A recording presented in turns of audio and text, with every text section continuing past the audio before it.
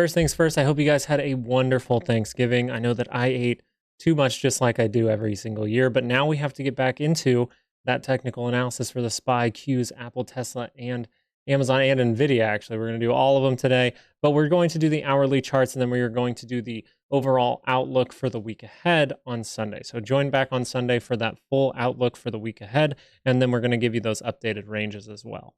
The SPY here, we are mainly just pointing out how we're reaching that top side of the weekly expected move. So if we want to close within this range, 68% of the time that does happen. So the fact that we close within this range actually makes a lot of sense. So we did halt right at that weekly range, and that's why these are very, very powerful.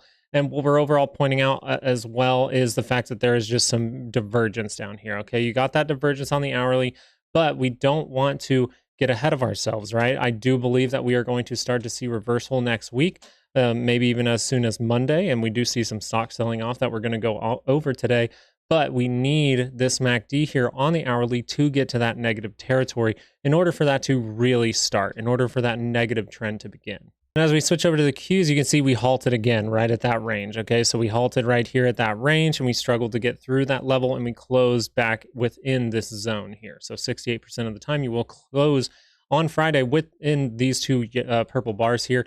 Now, the thing that we're pointing out on the SPY and the Qs is how far we are outside of the November expected move. So that means that we actually could see some dramatic drop and come close back within these yellow lines here. So if I zoom out, you're going to see the full yellow lines, right? We could close within those two yellow lines there by the end of the month, okay? And the end of the month is next week, so we really need to pay attention to that. Overall, we're still paying attention. There's divergences all along this move, and we're getting very close to that center line, which is very good. It means most likely a trend reversal is coming, and we can see a negative trend begin very soon. Now, Apple's one that we've been paying a lot of attention to because we're in this big zone here. This zone has given us many, many sell-offs. We've gone over it in previous videos. Feel free to go look at a previous video because we've talked about this plenty, how we see sell-offs from this area. There are sellers up in this area. So we want to pay attention to that. And the fact that we're back in this zone means that we could, we could use it as support, right? We broke out of it. Maybe we use that as support to go a little bit higher. But right now we're seeing those divergences and we're starting to, almost touch that negative territory on Apple on an hourly. Okay, so we want to pay attention to that, but that doesn't mean you see these little curl ups. It doesn't mean we can't see another curl up maybe on Monday, maybe to set up some kind of lower high at that point. But we have to be open to the fact, I do give those risk ranges for individual stocks on my Patreon. The link is in the description. And maybe we do actually want to extend a little bit higher early on in the week and touch that upside of that range before we actually see some news comes out that breaks down Apple even further. But this is a very good sign. You're starting to, get right next to that negative territory, right next to that center line in the MACD. So it means that trend reversal could be happening very, very soon. And we're going to see similar stories across the board here, right? We're going to see similar stories because, this is a very upward move and we're seeing all these divergences. And how you know that these divergences are going to play out is if they get into that negative territory. So we were talking about Amazon here. And overall, maybe we do have some kind of double topping going on at this point, right? With those little divergences between this mark here and this mark way over here. So that is possible, but we need this to confirm by fully confirm by getting into negative territory. That's when we really start to see downward price action, is when we start that negative trend. So that's what I'm paying attention to on Amazon. And we're going to give you guys some levels to watch for Amazon on Sunday. So join us back on Sunday because we're going to do a longer, more extensive video. If you're trading Tesla, the structure that we saw to get here was really good. And now it seems like we're getting some consolidation. We're getting a little bit of a triangle here.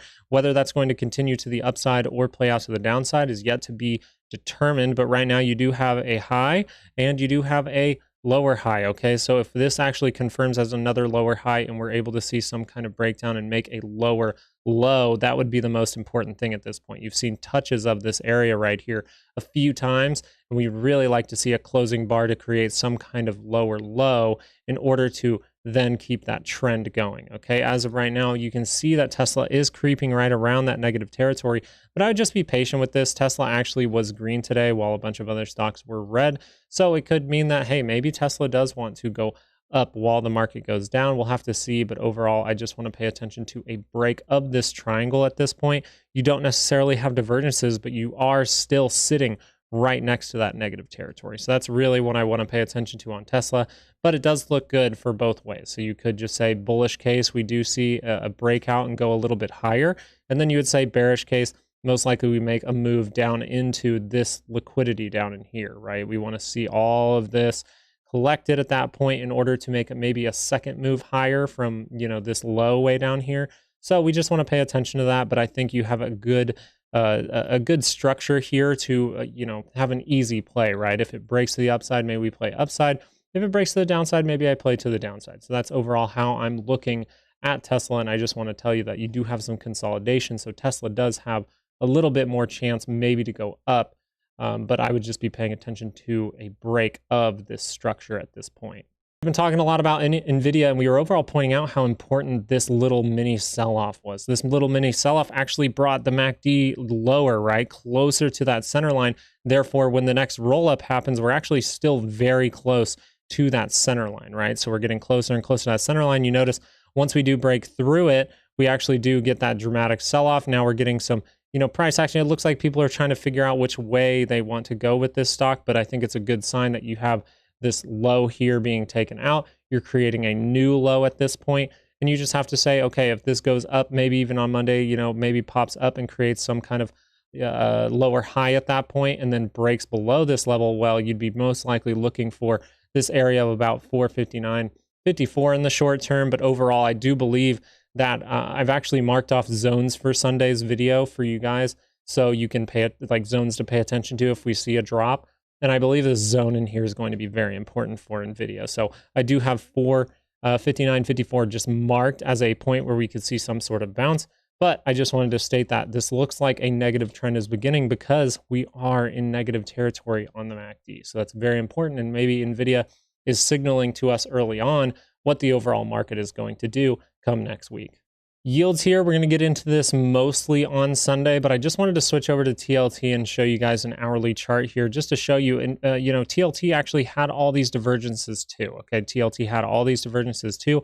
You can see them down here on the MACD, and I have marked off a zone that I'm really paying attention to for TLT to get, some kind of higher low setup. Sorry, I have to get that right in my brain. Sometimes I accidentally say lower high, but at this point, this structure, we've gotten pretty tight and we're starting to break that structure. I still believe a more explosive move is coming in these yields than just the price action from today. So I'm really expecting this coiling up of price action to cause a bigger reaction. And as of today, we are actually breaking through the bottom side of this triangle here, of this wedge. Okay, so we want to pay attention to that.